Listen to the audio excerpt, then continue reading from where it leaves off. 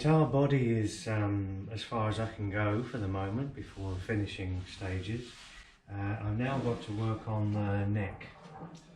So before I start to do the work on the neck with the truss rod and fit in the fingerboard, etc., I want to do a final fit, and so this is the stage I'm at now.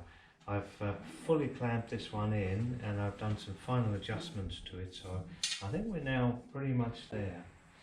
If I if I look at that, that's beautifully flat across there and just rising up a small amount, 1 or 2 millimeters above there at this point. The intention is that once I've got the fingerboard on, and like that, and we have the bridge somewhere about where it'll be, which I think is about there based on, yeah, something like that. Then this here should be flat and maybe just about at this level, or perhaps very slightly below, and at the moment I'd say it's probably just slightly below because there's a tiny gap there.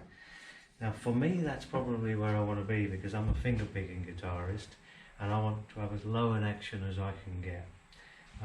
So that's probably a good place to be.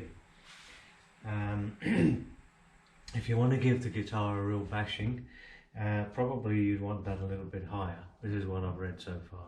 So I'm taking the gamble, I'm making it a very low action, and hopefully it works out correct. The one final thing that we've got is this transition across there now, where this is absolutely perfect as we set it up for the moment. It's perfectly level on there, so there's no gap whatsoever. I've had to just sand this a little bit to bring that in perfectly, but hardly anything, nothing on this side, tiny bit on there, and I think we're ready to go. So the stage for me now is to work on the truss rod inside here, put this one on and trim all the sides. The sides at the moment are perhaps 3 millimeters, 2 millimeters, 3 millimeters too wide, so I've got to do all the shaping of that. Let's get going.